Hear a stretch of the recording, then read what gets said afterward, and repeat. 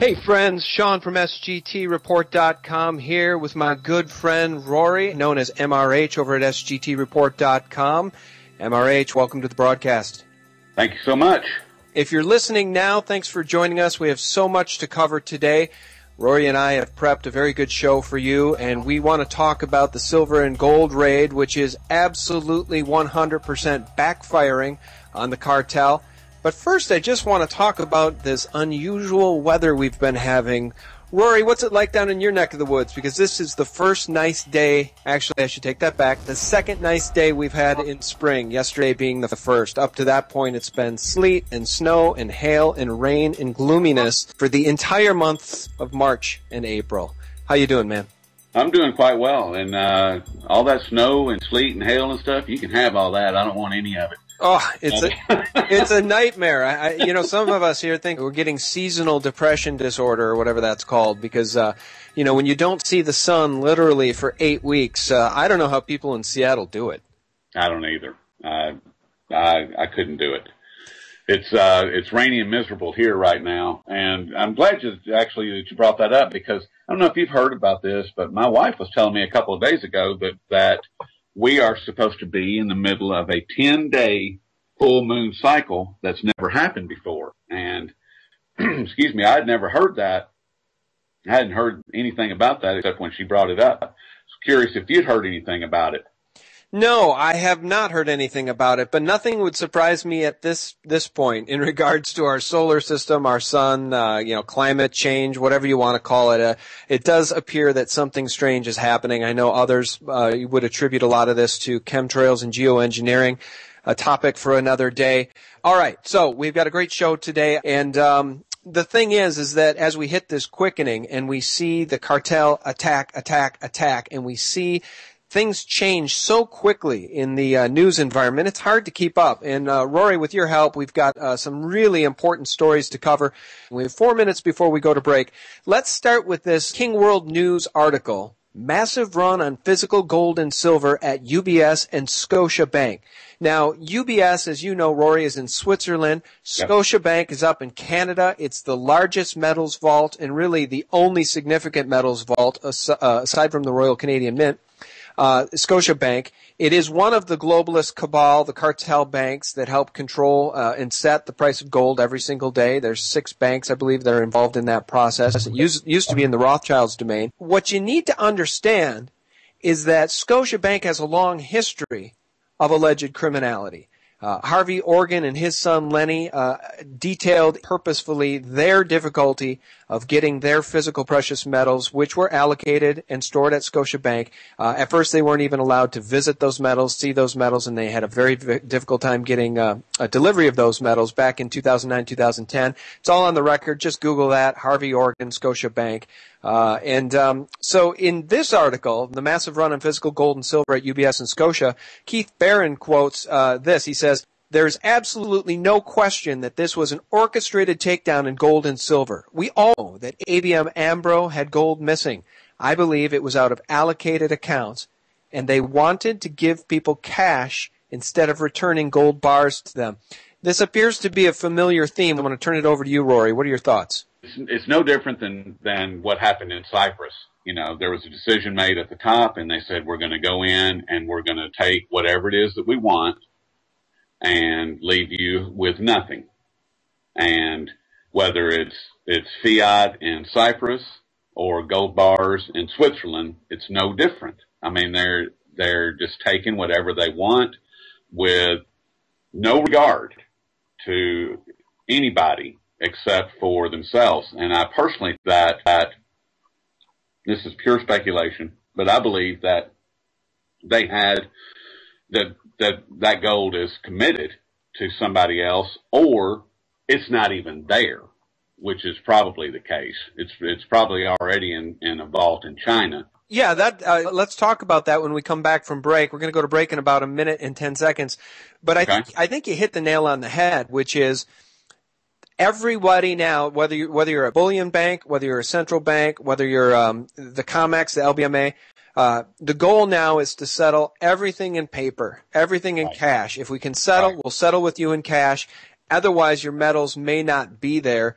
and probably aren't there. There's cases of allocated gold that are missing. There's a lot going on in Switzerland that is being exposed right now, and how it's being exposed is by this physical run on a global scale. You talked about this being the next Cyprus event, the way that they are going to absolutely gut the physical market. They're going to gut through paper the physical market so that nobody can take delivery or get their physical. And Jeff Nielsen, who I spoke to recently, was talking about Canada's Prime Minister Stephen Harper and how Harper has systematically weakened the Canadian banks and essentially prepped them for a Cyprus-like event in the near future. The bail-ins are in place so that these criminal banks can get taxpayer and government money if and when they should need it, and I should say when, not if. It's just a matter of time. And this is what Jeff Nielsen had to say. I thought it was very insightful. From the moment Stephen Harper got into power, he has been relentlessly deregulating the banking industry and cranking up the leverage, along with, of course, his buddy Mark Carney, the governor of the Bank of Canada. This has been pedal to the metal since these people got into power. Create a housing bubble, deregulate the financial industry, crank up the leverage. It would have been impossible to create any basis for, stealing money to give to Canadian banks even 5 years ago, because nothing could have made them need the money. But of course, now the scenario has been created. The intentional insolvency in this system has been created so that all it requires is detonation, and then we can have our own massive steal. And then, of course, what everybody who thinks the Canadian financial system is safe is going to find out is that, presto, we've got our own Ponzi scheme. Stephen Harper's been busy, and he's, followed the example of his American masters very closely. He's followed the example of his American masters very closely. Your thoughts, Rory? Well, the really what stuck out to me was when he said intentional insolvency. And it goes back to what Pastor Lindsey Williams said several years ago, that they will make us so poor that we will not be able to fight back, period. And that's exactly what's happening right now. It's to steal everything that's not nailed down, and if it is nailed down, get a bigger hammer and pull it up. So the intentional insolvency of these big banks, they're not broke. Bernanke and all these criminals around the world, they can print as much money as they want. They give it to their buddies. And it ties right back into the gold and silver being beat down the way that they have been so that they can buy as much gold as they possibly can get their hands on at a much lower price. That's right. I mean, that's the way I feel about it anyway. Absolutely. And for all of the shills out there who say and who have said there is no such thing as precious metals manipulation, eat this. Try this on for size. This was from Zero Hedge on Friday, and I quote, Exactly. JP Morgan accounts for 99.3% of the Comex gold sales over the last 3 months. So JP Morgan has fumbled ownership of 1.96 million ounces of gold since just February 1st of this year. That's 74% more gold, people, than the U.S. Mint delivered through the U.S. Mint's American Gold Eagle program in all of 2012. Yes. So you want to tell us that there's no such thing as manipulation? A direct arm of the Fed in the bond market, in all markets is J.P. Morgan and Jamie Dimon and the cronies over there. And that's the pinnacle of fascism, my friends, is when the corporatocracy, the corporations are in bed with the government. That's what's going on with J.P. Morgan, Goldman Sachs, Monsanto. That's what it is. It's called fascism. And J.P. Morgan is doing some shenanigans as it relates to the Comex gold and the gold in their own vaults, which we can get to when we come back from break. 30 seconds, your thoughts on that? Well, J.P. Morgan has the world's largest gold vault, and it just so happens to be on the other side of the wall, 5 stories below ground, on the other side of the wall of the Federal Reserve. How convenient. You can't make this stuff up. You can't make it up. And you know what's funny, man? If you and I know this, we're just regular Joes. Now, before we went to break, Rory, you were talking about J.P. Morgan's gold vault and its proximity to the New York Fed vault 5 stories below the earth in New York City, which ties in specifically to this article. And I quote, JPM's gold vault in New York City is the largest gold vault in the world, located at 1 Chase Manhattan Plaza, Rockefeller, Chase Manhattan, directly adjacent to the New York Fed, 80 feet and 5 sublevels below ground. And it once held 2.5 million ounces of eligible, that's commercial gold, people, until recently, ... What's been happening recently that should give us all pause, Rory? Well, the 1.96 million ounces that evaporated should certainly get everyone's attention, or that they sold, or whatever they did with it. And the other aspect of it is that the refineries now in Switzerland, which, according to Egon von Greyerz, 70% of the world's gold is refined in Switzerland. Those refineries are now running short of gold to process. There are some that are even, and this is according to Mr. Greyerz, 4 weeks in the arrears on producing gold. So you've got 1.96 million ounces, or 99.3% of all gold coming out of JP Morgan and no one else for the last 3 months. You've got refineries, the dominant refineries that can't get gold. You've got GLD that is leaking gold like nobody's business. Where's it all going? Right. First of all, where does it come from? And where is it going? Who is getting it? I mean, we'll just round it up and say 2 million ounces of gold have left JP Morgan. Into whose pocket, right? Somebody help me to understand where it's all at. Yeah, where's the physical going? Because those who don't have it are going to be left with paper receipts that are worthless. You're going to be a unsecured creditor, which means you may as well just go through the bankruptcy process now trying to claim your money. You'd be lucky to get 10% of your money back. You probably get nothing. Now, when I spoke to Andy Hoffman most recently about the soaring demand for physical and the collapse of paper, he reminded me that the miners are absolutely being gutted and decimated. Well, who supplies the physical? The miners. When they drive the paper price of the metals down below the cost of production, as they have done, it destroys the miners. It destroys future supply of physical. Now, Rio Tinto's Kennecott mine just collapsed. So add that to the mix, and we know that Barrick has no rightful claim to Pascua-Lama, and now no gold will probably ever come out of Pascua-Lama for the foreseeable future. And I just want to play this clip from Andy Hoffman, because people need to understand how serious this has gotten. I just wrote a piece called The Financial Holy Grail Revisited. And the first piece, which was the financial grail of the monetary world, is that, physics over our real money and everything else is not. The second one, the piece that I just wrote, is saying the difference between the paper PM investments and the real stuff is people buy the real stuff when the price goes down and they sell the paper stuff when it goes down. And so, yeah, they've discouraged people in the biggest way. I mean, heck, you look at those closed-end bullion funds like CEF and the Sprott Fund, they are all trading at big discounts right now, as I expected that they would. I wrote about that 2 or 3 weeks ago. And as for mining stocks, this is, they are literally have fallen to or pretty close to the 2008 lows. And I think that the mining industry is permanently destroyed. Now, I just want to interrupt him for a second and hit home that he's been saying this forever. As long as I've known Andy Hoffman, he's been saying you can't trust the paper market. You can't trust the mining stocks. There are a few people I've talked to that know more about the miners than Andy Hoffman as a former analyst. He's just spot on here, and he goes on to remind us that because of what they've done in the paper market, the cartel, they are absolutely destroying future supply.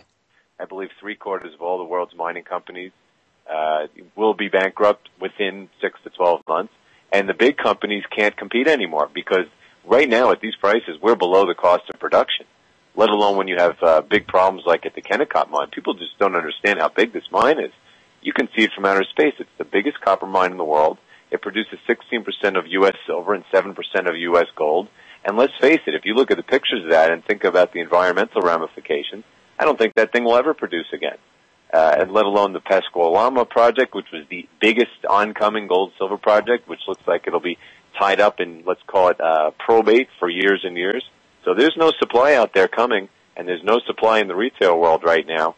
And obviously something very big is going on behind the scenes that, will reveal itself very soon. Yeah, so there's something very, very big going on behind the scenes. Any of us paying attention know that. And it's not even so much behind the scenes as we've been documenting in this broadcast, Rory.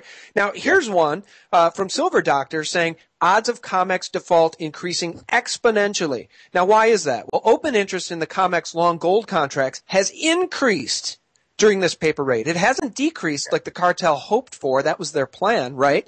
And the exchange will not have the ability to deliver on the open interest if this continues. So will they just settle in cash? Will they default? What are your thoughts? Well, I think that it will be a combination of default and paying everybody off on the front end, that paying their buddies off on the front end, and then defaulting on all the little people. As far as, just regular people like you and I. I mean, anybody that's playing in the Comex is an idiot, first of all.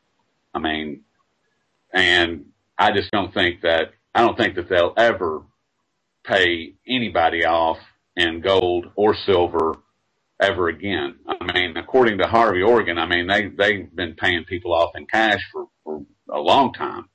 I mean, and there's very few deliveries of actual metal, except for the 1.96 million ounces from J.P. Morgan's vault. I mean, other than that, I mean, I don't know. I mean, it doesn't make any sense. None of it makes any sense, except for what Andy Hoffman said, that there is something going on in the background that we don't know what it is, but it is looming like a very, very dark cloud. And like you say over and over, if you're paying attention and you can't see it, I don't know. I can't help you. I mean, but it just stinks to the high heavens.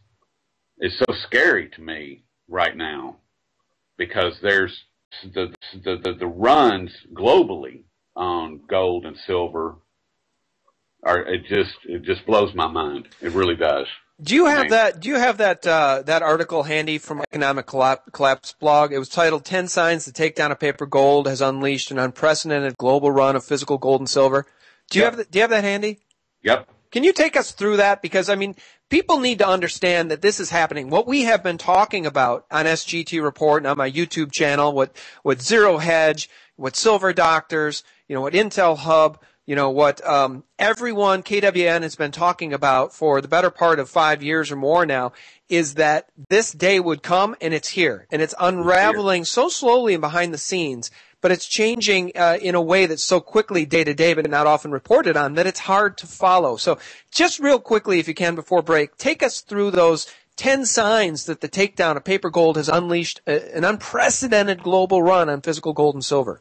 Okay, and this is Michael Snyder over at the Economics Collapse blog, published on April the 18th. And the number one, according to Zero Hedge, the U.S. Mint set a new all-time record for the number of gold ounces sold on Wednesday, 63,500 ounces, or 2 tons in one day. Wow. And that's physical, folks. That's physical. That's real. That's the real deal. That's wild. That's while the cartel was selling paper into the market hand over fist. Okay, continue. Hand over fist. Precious metals, number 2. Precious metals dealers all over the United States are having a really hard time keeping up with the demand right now. And you can read that just about anywhere in the alternative news.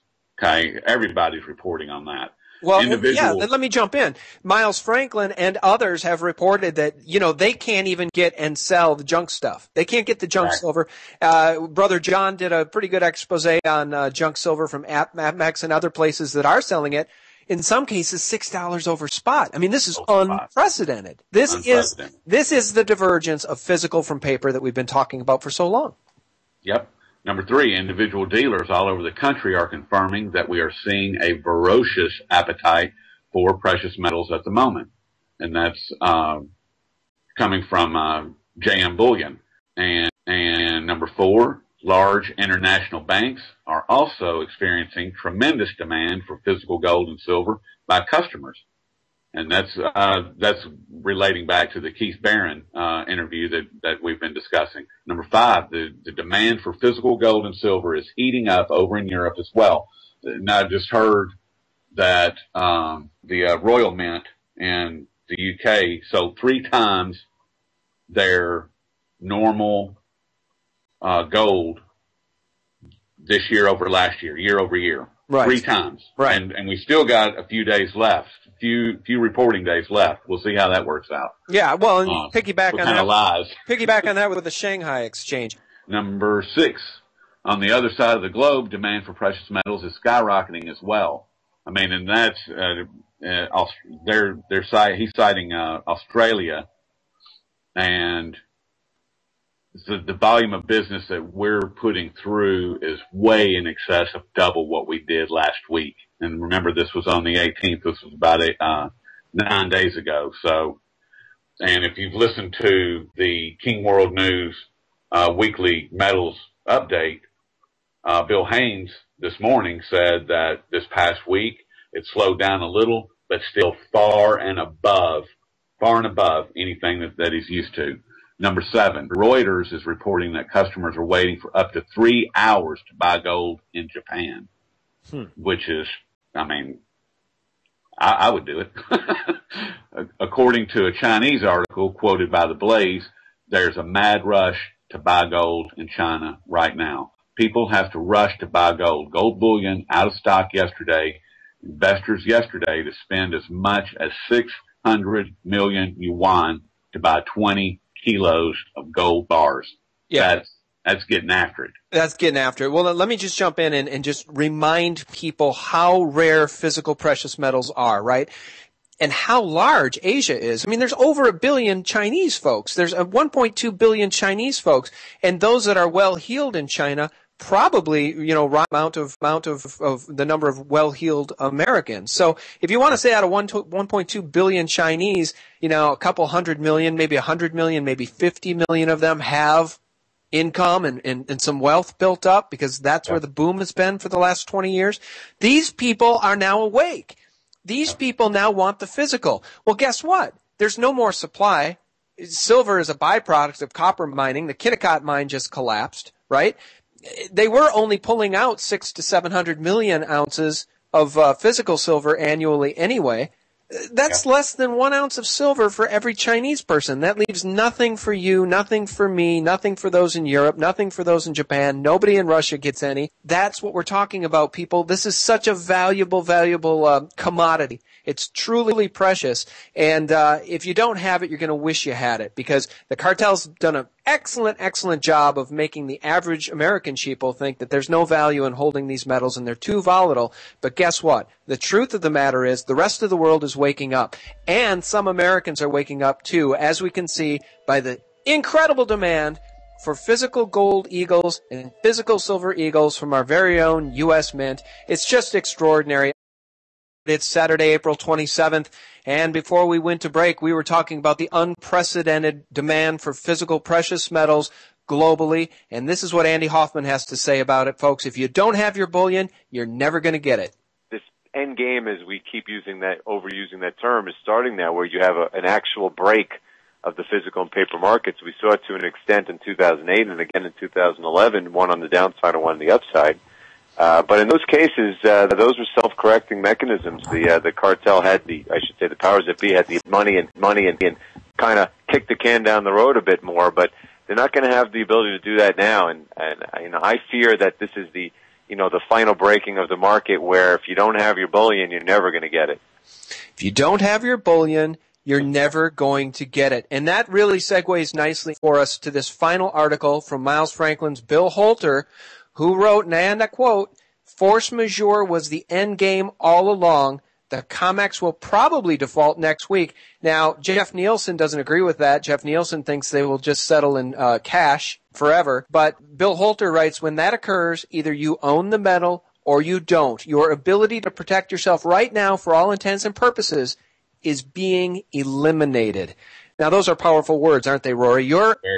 your ability to protect yourself is being eliminated completely. And on several fronts, I want to backtrack just slightly, but it ties in real nicely to this. MindWeb produced an article, or it was on the 25th, and it showed the per ounce cost to bring gold out of the ground in South Africa. There's 5 companies.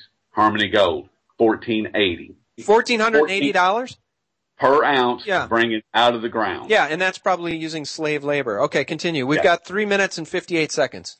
Anglo Gold Ashanti, the South African operation, $15.55 per ounce to get it out of the ground. Zambian Gold, $17.59 per ounce to get it out of the ground. DRD Gold, $13.22 per ounce. Pan African Resources, $11.76. So out of those 5 mining companies, and Africa is by far the largest gold producer in the world, out of those 5 companies, only 2 of them are currently are making money. All the other ones, and Zambian Gold, they're like way in the red at $17.59 an ounce right now. So how much longer are they going to be able to operate like that? Not very much longer. So as far as going back to the Comex, where's the Comex going to get gold if nobody can bring it out, can dig it up out of the ground? They're not going to get it.